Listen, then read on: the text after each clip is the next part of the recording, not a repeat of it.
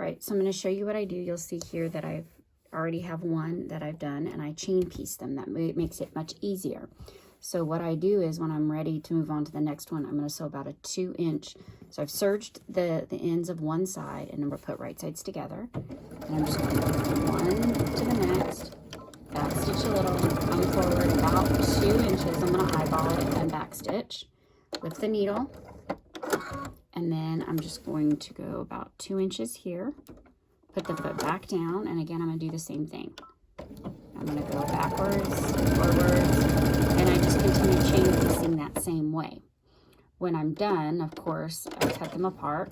Okay, so I've got about 6, I think, that I'm working on right now. This is 2 different orders. So I cut them apart. You'll see how when you chain them, they sit together, so you just have to see right here. So I just take a scissors and I just cut them apart. And then here's the next thing that I do to make it pretty easy. So to add the, if the string is too tight here, you can just snip it on both sides if you need to, okay? And then here's what I do for the nose piece if you want to add a nose piece. So now I open it up, and the side that I want to the front. Now remember, these face masks are reversible, so it doesn't really matter what side you do, because they can use either one. So I flatten out the seams. You can iron them if you want, but you should flatten them down as best you can. And then I take a pipe cleaner and lay it, kind of centered it. Again, I'm not like a perfectionist or anything. I just make sure that it's kind of centered. And what I'm going to do is create a pocket with the seam. So I'm going to put my foot down here. I'm going to move this so that you can see it a little bit better. Okay. And then I'll do a couple of stitches, and then I'll back stitch. So let me see if I can get that. So I'm creating that pocket. You want to be kind of careful with these, because pipe cleaners will go through, or any wire will go through the stitching. So you want to make sure that stitching's good and tight right there. So I do go back and forth a couple of times. And then now I'm going to lift the presser foot, and I'm going to turn it. And so I'm going to just run down this seam right here, keeping that pipe cleaner out of the way.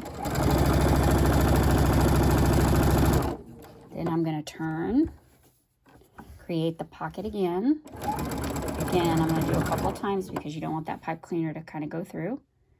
And then I cut it.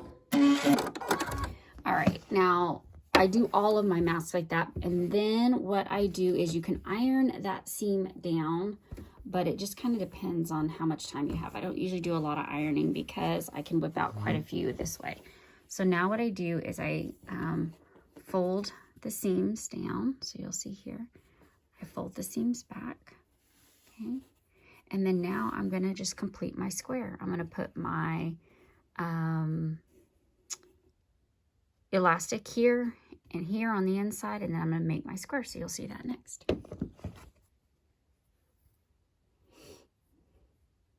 Okay, so I open this up and I try to get the elastic as close to the corner as possible.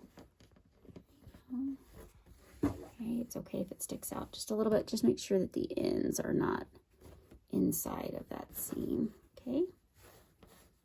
Takes a little bit getting used to. All right, make sure that your seams are laying flat. That's where the ironing comes in, is you want to make sure that seam lays flat.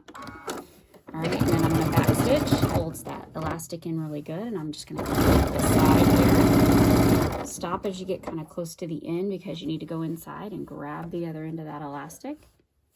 And then you're going to pull that down, catch it in your seam, make sure that you catch all the ends, and then of course I'm just going to do my pivot turn.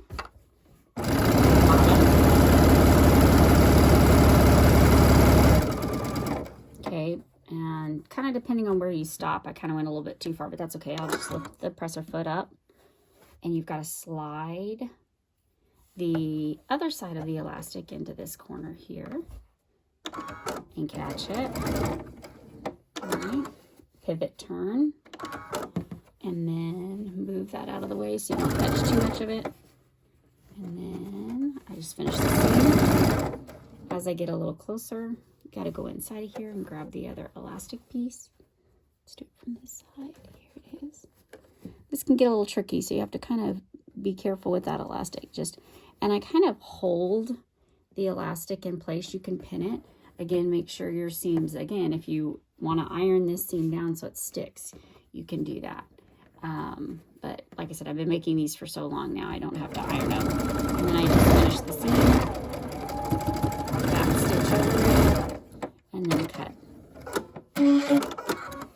All right. Okay. And then from there, I go over to my iron. All right.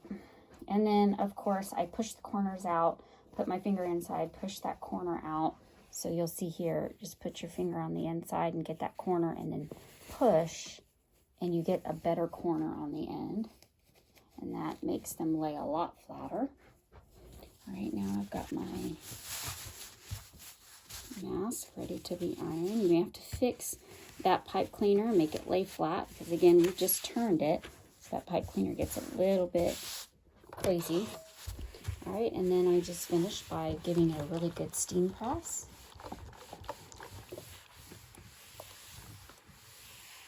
Okay, and then the final step is creating the pinch pleat.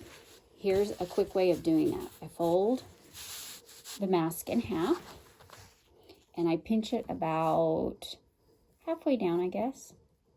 Okay, and then I open up the ends. See, it kind of looks like a little duckbill. It's hard to see. There you go. I'll do it like that. I hold it, and okay, and then I take one of the ends right here, and I kind of put my finger in and smoosh it down, and you'll see it creates that pleat. And I'll take my iron and iron that down, and then do the same for the other side, trying to match them up as best as I can. Okay. Now, again, I don't even iron the pleats anymore. I've gotten to a point now I can pretty much just go straight to the, after I iron them flat, I just go straight to the sewing machine. And then, so now I have my pinch pleat. You'll see here.